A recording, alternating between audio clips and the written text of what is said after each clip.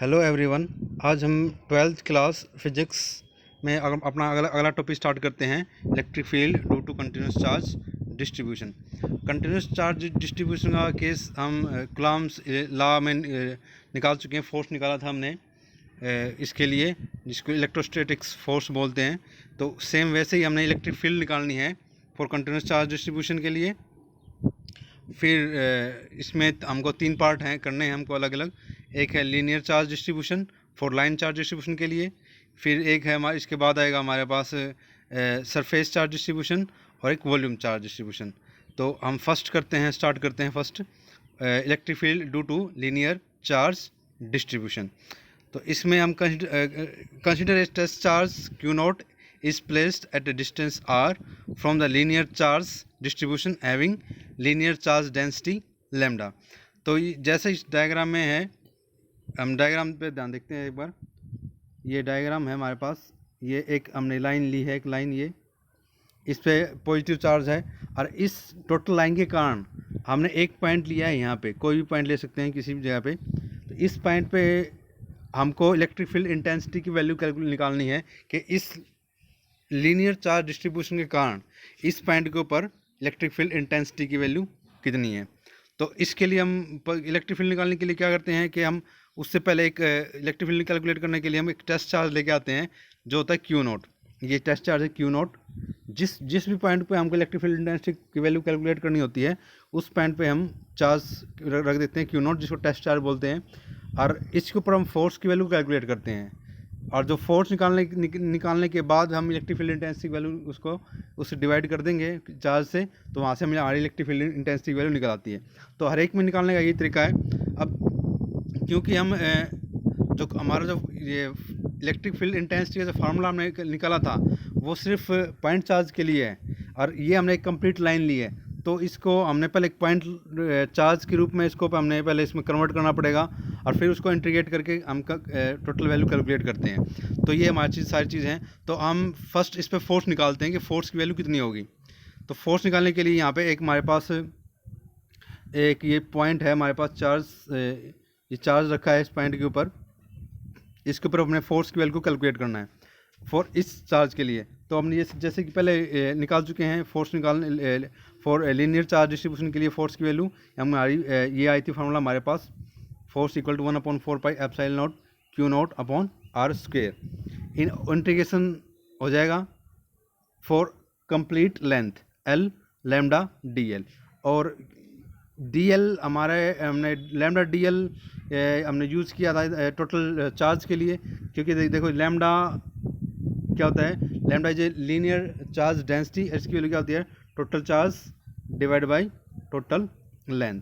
तो अगर यहाँ से हम चार्ज की वैल्यू निकालें तो चार्ज की वैल्यू हमारे पास हो जाएगी लैम्डा इनटू लेंथ।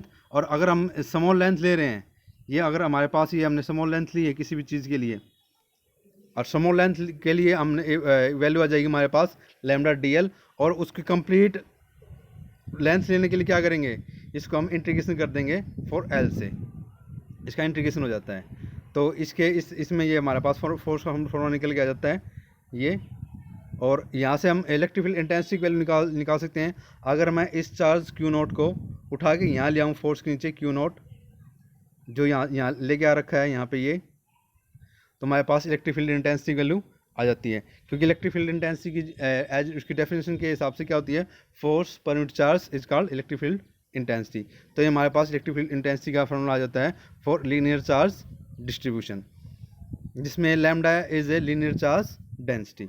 नेक्स्ट है electric field intensity due to surface charge distribution. तो इसके लिए मैं लेट स्टार्ट करते हैं। टेस्ट चार्ज Q नॉट, हमने एक टेस्ट चार्ज लिया है Q नॉट, ये है हमारे पास टेस्ट चार्ज है Q नॉट इस place at a distance R, जो R डिस्टेंस के ऊपर रखा है, ये R डिस्टेंस है यहाँ पे। फ्रॉम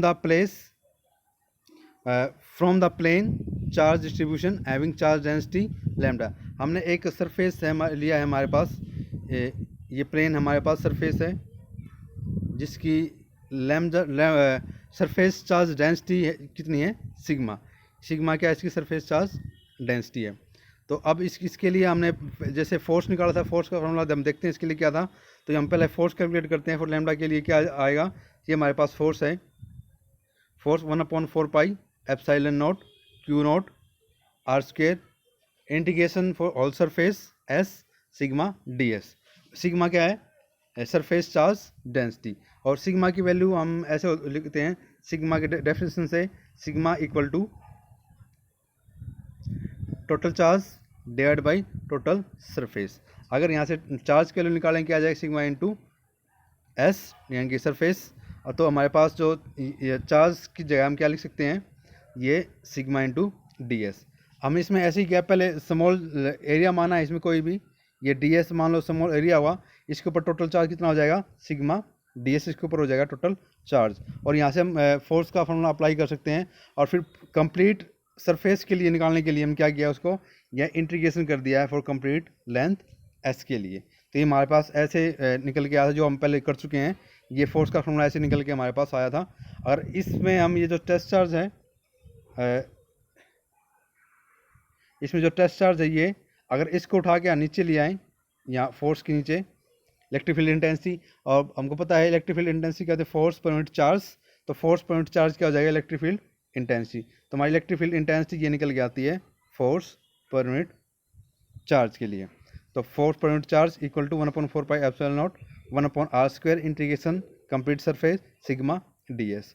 तो ये हमारे पास इसके लिए इस केस के लिए हो जाएगा electric field intensity for surface charge distribution के लिए। थर्ड इसमें करते हैं फॉर वॉल्यूम चार्ज डिस्ट्रीब्यूशन के लिए। स्टार्ट करते हैं। As discuss earlier, force on test q naught, force on test charge q naught place at a distance r from volume charge distribution. तो हमने भी इसके लिए भी क्या करना है? पहले फोर्स कैलकुलेट करना है। तो हमारा हमने क्या लिया है? एक टेस्ट चार्ज लिया है क्यू नॉट, इस पॉइंट के ऊपर रखा है जहाँ पे हमें इलेक्ट्रिक फील्ड इंटेंसिटी को कैलकुलेट करना है। और एक हमने एक वॉल्यूम लिया है, जो एक क्यूब है। क्यूब का एक क्यूब के पास वॉल्यूम होता है, इसलिए हमने इसका क्यूब लिया है। इसके टोटल चार्ज इसके ऊपर प्लस प्लस प्लस चार्ज है, इसके साथ सारे सरफेस के ऊपर स्प्रेड है इक्वली। और हम इस टोटल चार्ज के कारण इस क्यूब के ऊपर फोर्स हमने कैलकुलेट कर चुके हैं पहले, तो वही फोर्स हमको इस बार भी कैलकुलेट करना है। हमने इसमें क्या किया था? हमने एक स्मॉल एलिमेंट इसमें माना था, ये मान लो एक स्मॉल वॉल्यूम हमने इसमें ले लिया। और स्मॉल वॉल्यूम के कारण इस चार्ज के ऊपर हम क्या निकालेंगे? फोर्स निकालेंगे। और उससे हम क्या निकाल सकते हैं? फिर इलेक्ट्रिक फील्ड इंटेंसिटी को निकाल सकते हैं। तो हमारे जो फोर्स का फॉर्मूला जो आया था वो हमारे पास था F equal to 1/4 pi epsilon naught q naught upon r square integration for complete volume rho d v. अब हमको ये चीज़ ध्यान रखनी कि रो क्या है यहाँ पे? रो है volume charge density. Rho is a volume charge density, और वॉल्यूम चार्ज डेंसिटी की वैल्यू क्या होती है? Q divide by V। Q क्या है? Total charge on the surface volume, and V क्या है? वॉल्यूम। जो भी हमारे पास जो हम एलिमेंट ले रहे हैं, जो कोई भी हम मटेरियल ले रहे हैं, उसका क्या है? ये वॉल्यूम। तो यहाँ से अगर हम चार्ज निकालें, चार्ज हमारे पास क्या हो जाता है? रो V। अगर स्मॉल हमारे पास एरिया है, वो क्या हो जाएगा? dV। अगर एरिया या एरिया नहीं, वॉल्यूम। अगर हम पास स्मॉल वॉल्यूम ले रहे हैं, तो उसको हम कैसे यूज़ करेंगे कि स्मॉल वॉल्यूम के लिए हम रिप्रेजेंट करते हैं dV से। तो ये हमारे पास क्या हो जाएगा? dV। तो पहले हम क्या करेंगे? एक स्मॉल वॉल्यूम हमने यहाँ माना है, कंसिडर किया है, और स्मॉल वॉल्यूम के लिए हम टोटल चार्ज निकाल लिया। इस स्मॉल वॉल्यूम टोटल चार्ज कितना आएगा? उसकी वैल्यू क्या आ जाएगी? रो dV। और उसके लिए हमने फोर्स की वैल्यू कैलकुलेट कर ली। और फिर कंप्लीट वॉल्यूम के लिए कैलकुलेट करने के लिए क्या करते हैं? उसको इंटीग्रेशन करते हैं फॉर कंप्लीट वॉल्यूम, जितना उसका बॉडी का वॉल्यूम है। तो ऐसे हमारे पास इसकी फोर्स की वैल्यू कैलकुलेट कर सकते हैं। अब जो हमने पहले कर चुके हैं, यहाँ से हम इलेक्ट्रिक फील्ड इंटेंसिटी की वैल्यू कैलकुलेट कर सकते हैं कि बस हमको सिर्फ क्या करना है? एक जो टेस्ट चार्ज है Q, क्योंकि हमको पता है कि इलेक्ट्रिक फील्ड इंटेंसिटी क्या होती है? ये जो हमारे पास इलेक्ट्रिक फील्ड इंटेंसिटी होती है फोर्स पर यूनिट चार्ज। अगर फोर्स को चार्ज से डिवाइड कर दें तो हमारे पास क्या आ जाती है? Electric field intensity. चार्ज से डिवाइड करना है, वो चार्ज कौन सा होता है? Test charge. अगर हम फोर्स को टेस्ट चार्ज से डिवाइड करते हैं, फोर्स पर unit test charge is called electric field intensity. तो हमने फोर्स का फॉर्मूला निकाल चुके हैं।